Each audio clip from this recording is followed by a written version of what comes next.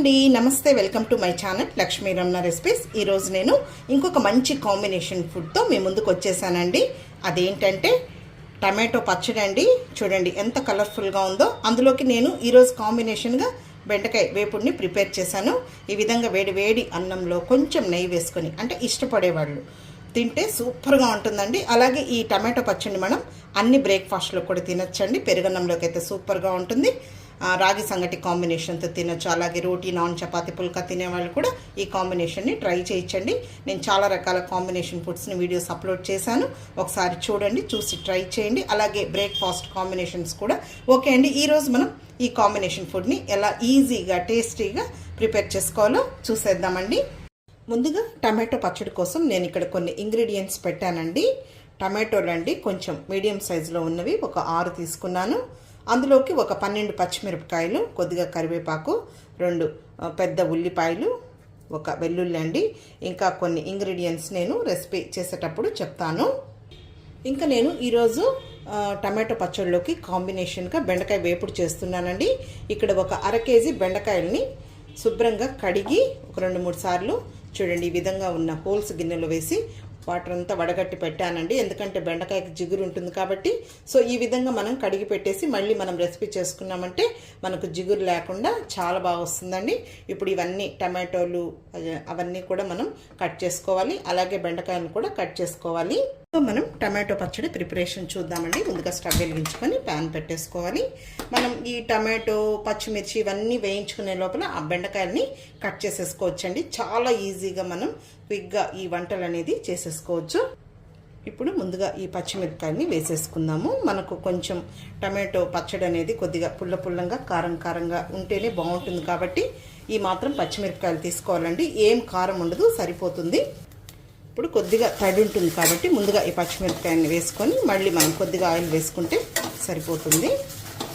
చూడండి తడిపోయింది. ఇప్పుడు నూనె వేసుకుందాము. 1 టీ స్పూన్ నూనె వేసుకుంటే సరిపోతుంది. ఇప్పుడు ఇందులో ఒక 1/2 టీ స్పూన్ ధనియాలు, ఒక 1/4 టీ స్పూన్ జీలకర్ర చాలండి, మరీ ఎక్కువ వద్దు. ఇప్పుడు మీడియం ఫ్లేమ్లో ఇలా కలుపుకుంటూ 1 నిమిషం ఫ్రై చేసుకోవాలి.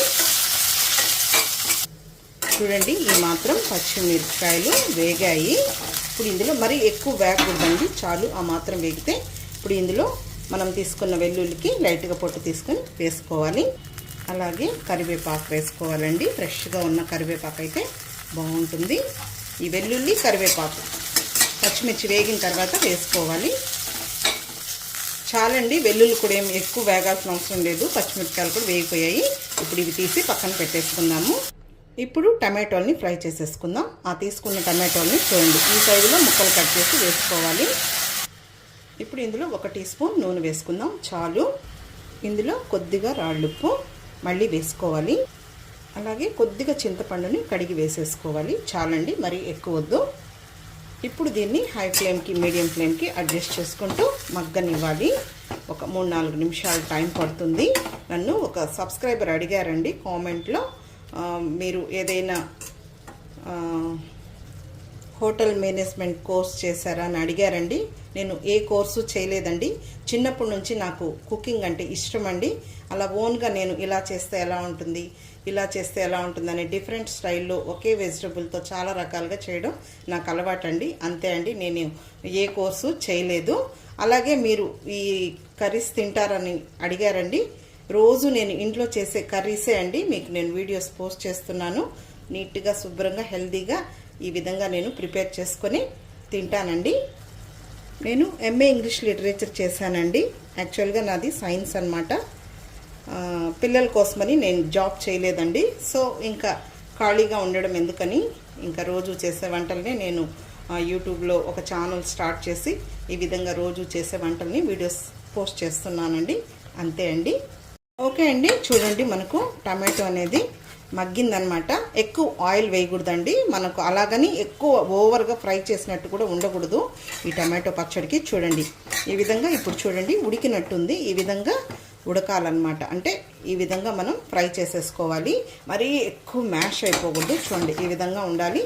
ఇప్పుడు మనం స్టవ్ ఆఫ్ చేసేసుకుందాం. ఇది చల్లారనివ్వాలి.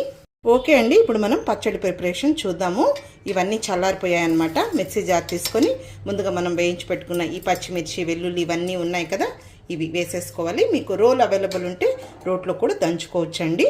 మిక్సీలో కూడా మనం అచ్చు రోట్లో లాగే పచ్చడిని ప్రిపేర్ చేసుకోవచ్చు. అలాగే మనం టమాటో వేయించేటప్పుడు చింతపండు వేసుకున్నాం కదా, ఆ చింతపండు మాత్రం తీసి వేసేసుకోవాలి. ఇప్పుడు ఇందులో రాళ్ళుప్పు వేసుకోవాలి. ముందుగా మనం టమాటో వేయించేటప్పుడు కొద్దిగా వేసుకున్నాం కదా, దీన్ని కంటిన్యూగా కాకుండా జస్ట్ లైట్గా కచ్చాపచ్చగా గ్రైండ్ చేసుకోవాలి.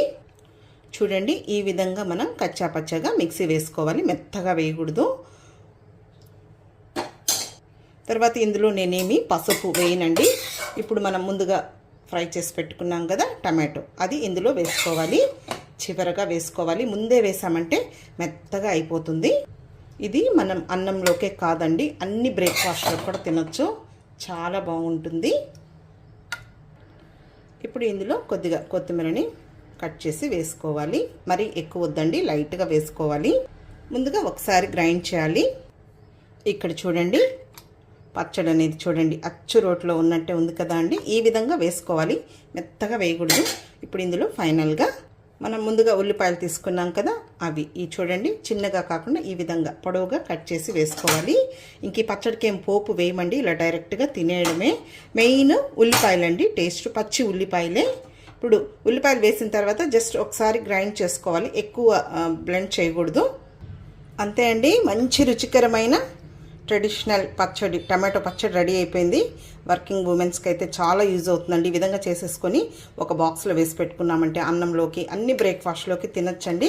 చాలా అంటే చాలా బాగుంటుంది, పెరుగన్నంలోకి, అలాగే రాగి సంగటిలోకి అయితే సూపర్గా ఉంటుంది. ఇప్పుడు మనకు పచ్చడి రెడీ అయిపోయిందండి, తీసి పక్కన పెట్టేసుకొని బెండకాయ వేపుడు ప్రిపరేషన్ చూసేద్దాం. చూడండి, నేను 1/2 కేజీ బెండకాయలని చూడండి మరీ చిన్న ముక్కలుగా కట్ చేయలేదు, చూడండి ఈ విధంగా కట్ చేసేసాను. ఓకే అండి, ఇప్పుడు బెండకాయ వేపుడు కోసం ముందుగా స్టవ్ వెలిగించుకొని ప్యాన్ పెట్టేసుకుందాము. ఇందులో ఒక 3 టేబుల్ స్పూన్ల నూనె వేసుకోవాలి. ఇప్పుడు నూనె వేడెక్కిందండి. ముందుగా ఈ బెండకాయ ముక్కల్ని ఒక 2 సార్లుగా అంటే సగం సగం ముందుగా లైట్గా వేయించి పక్కన పెట్టేసుకుందాము. అంటే మనకు ఈ మెథడ్లో అయితే బెండకాయ వేపుల్ని బెండకాయ ముక్కలు కట్ అవ్వకుండా చేసేసుకోవచ్చండి. ఓకే అండి, చూడండి బెండకాయ ముక్కలు ఈ విధంగా వేగాయి. ఇప్పుడు ఇవి తీసేసుకొని పక్కన పెట్టేసుకొని ఆ మిగిలిన బెండకాయ ముక్కలను కూడా ఫ్రై చేసేసుకోవాలి.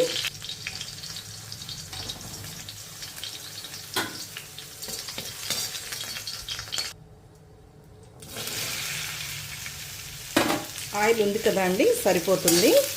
ఆ బెండకాయ ముక్కలు మనం ఫ్రై చేసినా కూడా అందులో ఆ బెండకాయ ముక్కల్లో కూడా ఆయిల్ ఉంటుంది.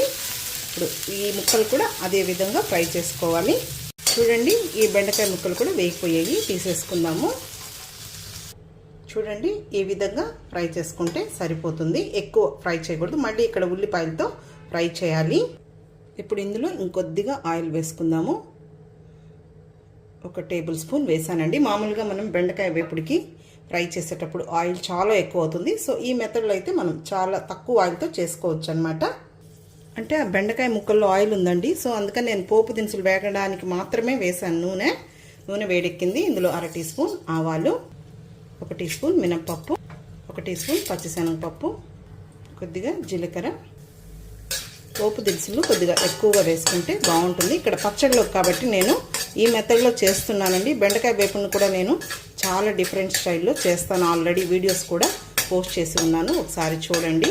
పల్లీల కాంబినేషన్తో, లేదు అందులో వేసే పొడులు, అట్లా డిఫరెంట్ స్టైల్లో చేసుకోవచ్చండి. పోపు దినుసులు వేగాయి.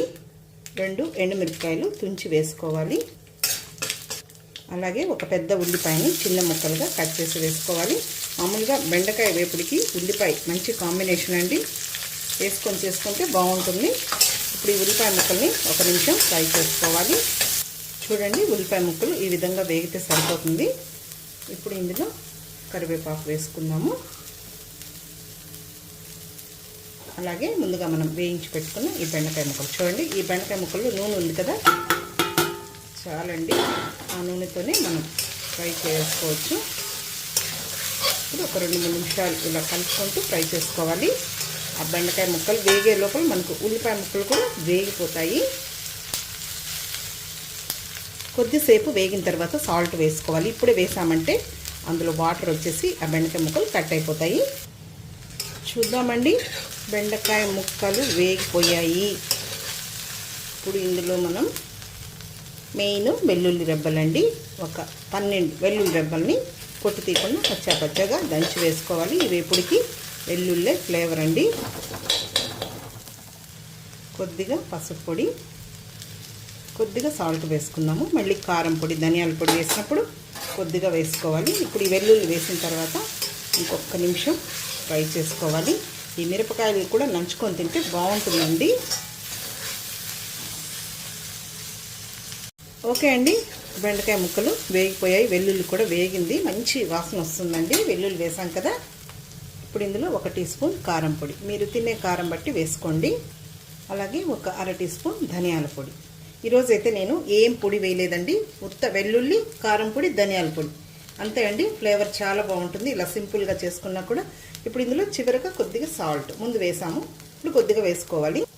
ఫ్లేమ్ని మాత్రం లోలోనే పెట్టాలి. అంటే పచ్చడిలో కదా అండి ఈరోజు నేను చేసేది బెండకాయ వేపుడు. మరీ ఎక్కువ మసాలాలు లేకుండా ఇలా సింపుల్గా పచ్చడి సూపర్గా ఉంటుంది కదా. ఇది ఈ విధంగా ఉంటే సరిపోతుందండి. మామూలుగా సాంబార్ అలా చేసుకున్నప్పుడు ఇంకొక మెథడ్లో అలా డిఫరెంట్ స్టైల్లో నేను వేపుడు అనేది చేస్తాను. ఇప్పుడు కొద్దిగా కొత్తిమీర చాప్ చేసి వేసేసుకోవాలి. కొత్తిమీర లేకపోయినా కూడా బాగానే ఉంటుందండి. ఇప్పుడు స్టవ్ ఆఫ్ చేసేసుకోవాలి. చాలండి, ఆ వేడికి సరిపోతుంది. మళ్ళీ ఎక్కువసేపు ఫ్రై చేయకూడదు. అంతే అండి, బెండకాయ వేపుడు రెడీ అయిపోయింది. అన్నంలో కూడా కలుపుకొని తినచ్చు. అలాగే పిల్లలకు కూడా మనం లంచ్ బాక్స్ కూడా అన్నం కలిపిచ్చేయచ్చు, హ్యాపీగా తినేస్తారు. ఈ బెండకాయ వేపుడు మనం చేసేటప్పుడు కొద్దిగా క్వాంటిటీ ఎక్కువ చేసుకుంటే కొద్దిగా దండిగా వస్తుందండి. ఇప్పుడు చూడండి, 1/2 కేజీ బెండకాయలు తక్కువే అయింది కదా. పిల్లలైతే బెండకాయ వేపుడిని చాలా ఇష్టపడతారండి. చాలండి, ఈ విధంగా ఉంటే సరిపోతుంది. మళ్ళీ ఎక్కువ మనం ఓవర్గా ఫ్రై చేసినా కూడా టేస్ట్ ఉండదండి. వెజిటబుల్స్ ఎక్కువ ఫ్రై చేసామంటే అందులో ఉన్న వాల్యూస్ అన్నీ పోతాయన్నమాట. ఓకే అండి, ఇప్పుడు మనం వేడి రైస్ రెడీ అయిపోయింది. రైస్తో ఈ పచ్చడి వేపుడిని డిష్ అవుట్ చేసేసుకుందాము. తర్వాత ఇంకొక విషయం అండి, మామూలుగా మనం రోజు ఏదో ఒక వేపుడిని చేస్తూ ఉంటామండి. కొంచెం ఇలాంటి ప్యాన్స్ అయితే కొద్దిగా పెద్దగా ఉన్నవి మనకు చూడండి, ఈ వేపుళ్ళు అనేది చాలా చక్కగా వస్తాయండి. సో మీరు మామూలుగా కొద్దిగా చిన్న ప్యాన్స్లో కాకుండా ఇలా కొద్దిగా ఐరన్ ప్యాన్స్ కూడా ఉంటాయి, అలాంటివి తెచ్చుకుంటే ఈ విధంగా మనం పర్ఫెక్ట్గా ఈ ఫ్రైస్ అనేది చేసుకోవచ్చండి. ఓకే అండి, ఇప్పుడు మనం డిష్ అవుట్ చేసేసుకుందాం. ఒక ప్లేట్ పెట్టేశాను, కప్పు పెడుతున్నాను. ముందుగా మనం చేసి పెట్టుకున్న టమాటో పచ్చడి. ఇవన్నీ ట్రెడిషనల్ రెసిపీస్ అండి, చాలా అంటే చాలా రుచిగా ఉంటాయి. తక్కువ నూనెతో చాలా టేస్టీగా మనం ప్రిపేర్ చేసే వంటలు, తప్పకుండా ట్రై చేయండి. నేను చాలా రకాల కాంబినేషన్ ఫుడ్స్ని కూడా వీడియో పోస్ట్ చేశానండి. చాలా ఈజీగా మనం ఏం ఇబ్బంది లేకుండా అందరూ కూడా ఈజీగా చేసుకునే వంటలు.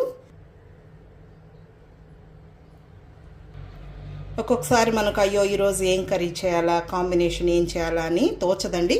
సో అలాంటప్పుడు మన ఛానల్లో ఇలాంటి కాంబినేషన్ ఫుడ్స్ చాలా ఉన్నాయి కాబట్టి ఈజీగా చేసేసుకోవచ్చు మీరు, పైగా రుచిగా కూడా ఉంటాయి. ఇప్పుడు సూపర్ టేస్టీ బెండకాయ ఫ్రై అండి.